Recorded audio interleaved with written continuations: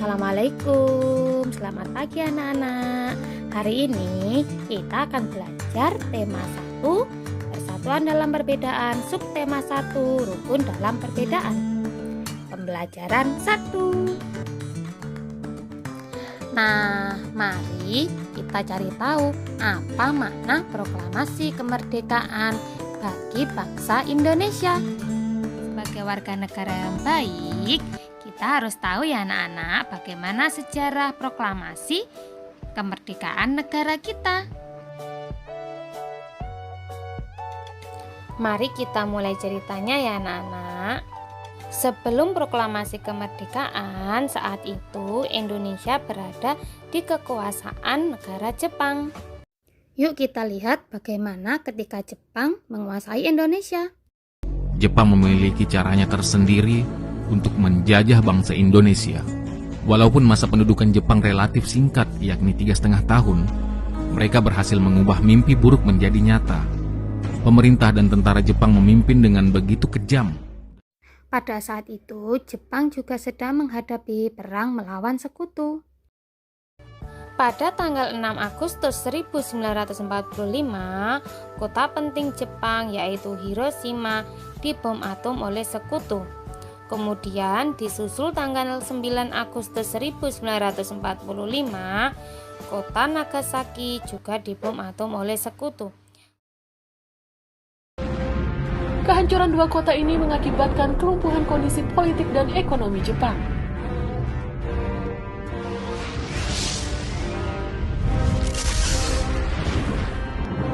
Pada 15 Agustus 1945, Jepang menyerah tanpa syarat pada sekutu. Berita kekalahan Jepang ini didengar oleh Sultan Syahrir melalui radio. Sultan Syahrir segera memberitahu para pemuda agar bersama-sama membujuk Soekarno dan Hatta untuk segera memproklamasikan kemerdekaan. Tetapi apa yang didapat mereka ketika membujuk Soekarno dan Hatta? Soekarno dan Hatta tetap bersikukuh menunggu ketetapan dari PPKI. Akhirnya para pemuda mengutus Wikana dan Darwis untuk menculik Soekarno dan Hatta. Mereka dibawa oleh Wikana dan Darwis ke Rengas Dengklok.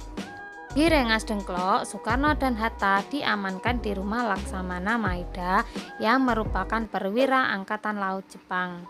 Rumah ini dipilih untuk mengamankan Soekarno-Hatta dari pengaruh Jepang. Karena perbedaan pendapat antara golongan tua dengan golongan muda tentang waktu pelaksanaan proklamasi, akhirnya datanglah Ahmad Subarjo sebagai penengah antara golongan tua dan golongan muda. Setelah berunding panjang, akhirnya terjadi kesepakatan bahwa tanggal 17 Agustus 1945 akan diproklamasikan kemerdekaan negara Indonesia. Kemudian segeralah menyusun teks proklamasi dan ditulis langsung oleh tangan I.R. Soekarno. Atas saran Soekarni, teks proklamasi ditandatangani oleh Soekarno dan Hatta diatasnamakan atas nama bangsa Indonesia. Kemudian, naskah proklamasi tersebut diserahkan kepada Sayuti Melik untuk diketik. Tibalah pada hari proklamasi kemerdekaan Indonesia. Pada tanggal 17 Agustus 1945, bertempat di rumah I.R. Soekarno, Jalan Pegangsaan Timur nomor 56 Jakarta, menjadi tempat diproklamasikannya kemerdekaan Indonesia.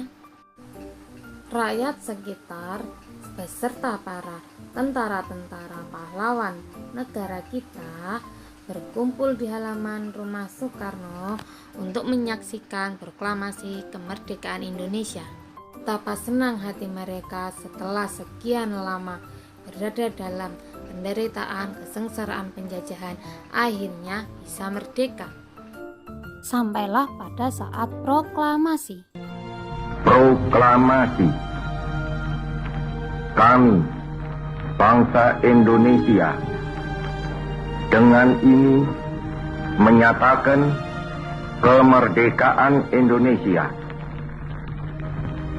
hal-hal yang mengenai pemindahan kekuasaan dan lain-lain diselenggarakan dengan cara saksama dan dalam tempo yang sesingkat-singkatnya.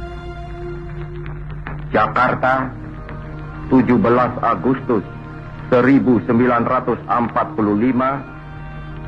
atas nama bangsa Indonesia, Soekarno Hatta.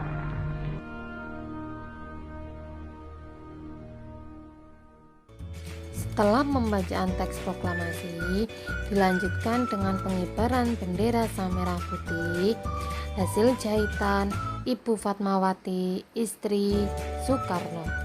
Petugas pengibar benderanya yaitu Suhud dan Latif Hendraningrat.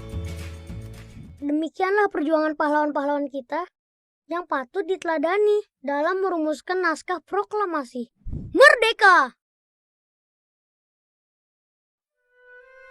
Mencapai kemerdekaan itu susah, penuh perjuangan dan pengorbanan. Di seberang jembatan emas inilah baru kita leluasa menyusun masyarakat Indonesia merdeka yang gagah, kuat, sehat, kekal, dan abadi.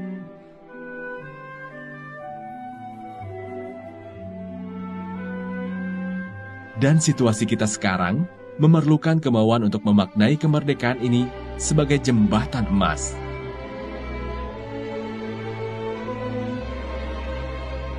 Tugas kita selalu generasi muda sebagai pelajar adalah belajar dengan rajin dan gemar membaca, supaya bisa mengisi waktu demi menyiapkan diri sebagai generasi yang hebat dan membanggakan orang tua dan bangsa.